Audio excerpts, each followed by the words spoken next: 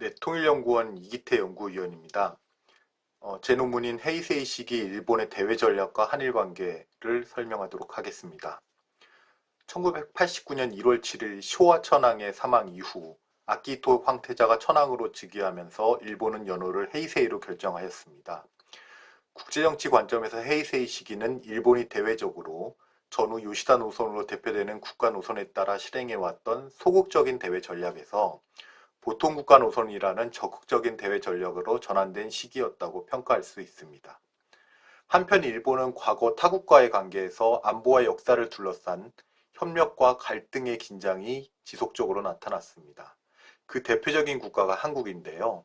한일 관계는 65년 국교 정상화 이후 지난 56년간 중요한 이웃국가의 관계를 구축해 왔지만 과거 식민지 경험으로 인해 한일은 과거사 문제를 둘러싼 복잡한 관계를 형성하였습니다. 또한 안보면에서 동아시아 지역 내 중국의 부상과 북한 위협 등으로 한일 관계는 중요한 의미를 가져왔습니다. 이 논문에서는 헤이세이 시기 동안 일본의 대외 전략이 국제전략 환경 변화에 따라 보통국가화의 강화라는 흐름으로 지속되었음을 밝히고 있습니다. 특히 보통국가화는 지속적인 미일동맹 강화로 나타나고 있는데요. 이러한 보통국가화의 흐름 속에서 한일 관계는 안보와 역사 양 측면에서 협력과 갈등이 혼재되어 나타났다는 사실을 설명하고자 합니다. 즉 헤이세이 시기 일본의 대외 전략이 미일 동맹을 중심으로 하는 보통국가를 지향하는 가운데 한일 관계는 역사 측면에서 초기의 화해 노력이 점차 일본의 역사 수정주의 강화 움직임으로 인해 갈등 관계로 증폭되었고 안보 측면에서는 초기 한미일 안보 협력의 모색에서 최근 문재인 정부 이후 대북 정책 및 한반도 평화 프로세스에 관한 이견 속에 갈등 상황이 증폭되었다고 분석합니다. 1989년부터 2000년까지를 보통국가화 논의 시작과 한일 관계 새로운 전개라고 설정하였는데요. 냉전이 명실상부하게 종식된 것은 91년 걸프전이었습니다. 걸프전 이후 미국은 일본의 국제공헌을 강력히 요청하였고 이에 일본 정부는 적극적으로 국제평화 창출에 참여하려고 노력하였습니다. 이 시기에 일본은 대외정책을 전반적으로 재검토하는 작업을 시작해서 히구치 보고서를 94년에 발표하였습니다. 히구치 보고서는 미일 동맹보다 다자 안보 체제를 중시하고 독자 방위를 강조하면서 아시아를 중시한다는 견해를 강조하였습니다. 하지만 히구치 보고서 이후 곧이어 발표된 미국의 나이 보고서는 아시아의 10만 명의 미군 병력을 유지하고 미일 협력을 강화하며 미일 동맹의 역할을 일본 방위에서 아태 지역으로 확대하고 아태 지역에서 다자간 안보 협력을 중시한다고 언급하였습니다. 이에 따라 96년에는 미일 안보 공동선언이 발표되었고요. 곧이어 미일 방위협력 지침, 가이드라인이 개정되었습니다. 이를 통해 미일이 탈냉전 이후 중국의 위협을 인식하고 이에 대응하기 위한 일본의 군사적 역할을 확대하면서도 군사 대국화는 일본을 미일 안보동맹의 틀로 억제하면서 일본의 독자성을 견제하려고 하였습니다. 이와 같이 일본은 미국과의 공동선언과 가이드라인 개정을 통해 냉전 후에 국제정세에 대응하는 동맹관계를 재구축하였습니다. 쇼와 시기에 나타난 냉전형 한일 관계는 냉전 종식 이후 종말을 고하게 되었고 한일 관계는 대등한 관계로 전환되어 갔습니다. 90년대 들어서면서 위안부 문제와 같은 과거사 문제가 대두되었고 일본 정부는 고노다마와 무라야마 다마 등으로 일정한 대응을 했습니다. 하지만 양국 간 갈등은 계속적으로 진행되었는데요. 이러한 상황 변화에는 국제적으로 냉전 종식과 함께 한국의 민주화가 한 원인이었습니다. 일본 정부는 나름대로의 성의와 진실성을 가지고 과거사 문제를 해결하려고 노력하였습니다. 하지만 피해국 여론을 살피는 데는 서툴렀습니다. 일본은 법적 일관성이라는 형식 논리에 갇혀가지고 감정의 정치를 제대로 이해하지 못했다고 평가할 수 있습니다. 한편 98년 오부치 수상과 김대중 대통령은 한일 간 새로운 파트너십을 구축하기 위한 공통의 결의를 한일 공동선언 21세기를 향한 새로운 한일 파트너십을 통해 발표하였습니다.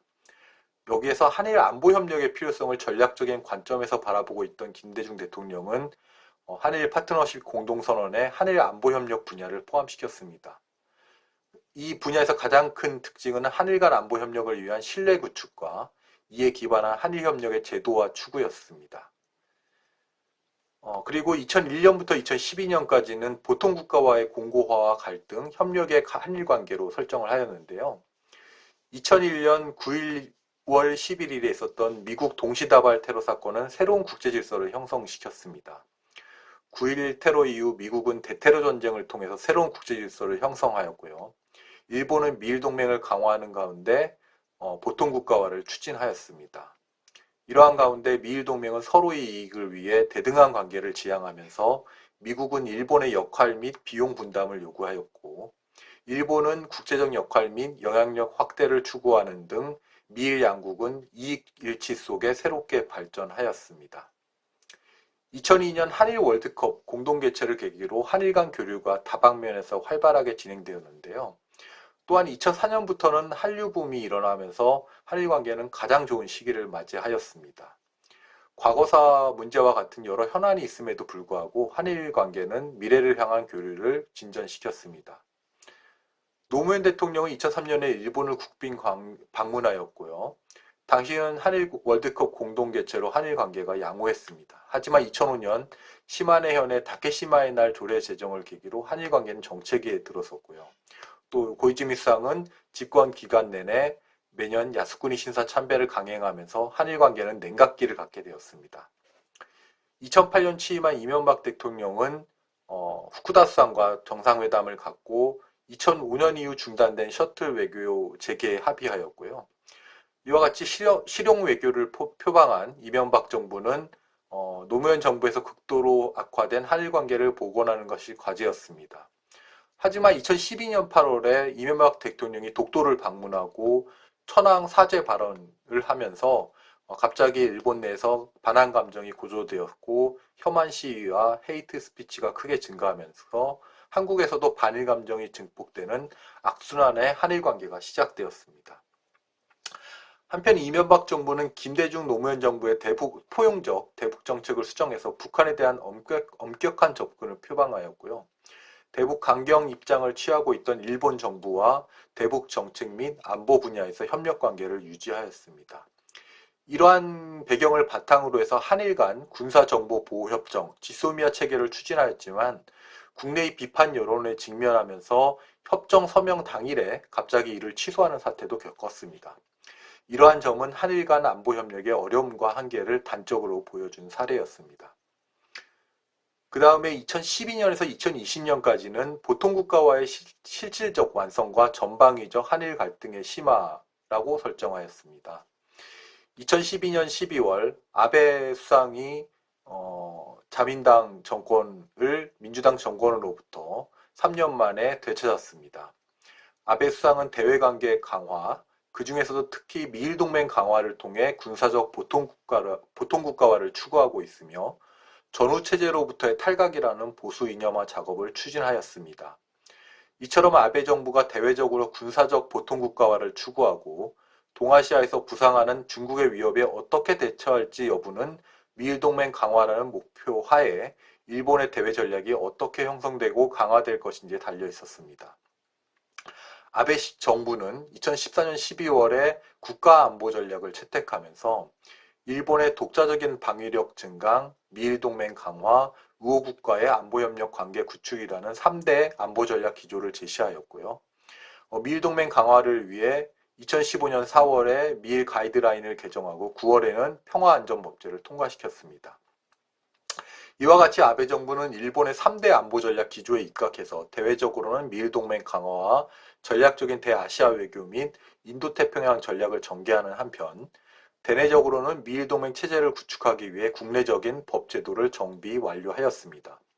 이러한 과정을 통해 아베 정부는 미일동맹 강화를 통한 보통국가화를 추구하면서 최종 단계로 평화헌법 개정을 추구하였습니다. 한편 2013년에 취임한 박근혜 대통령은 위안부 문제 등 과거사 문제를 중시하였고 이전 정부와 다르게 취임 초부터 일본과 갈등 관계에 들어섰습니다.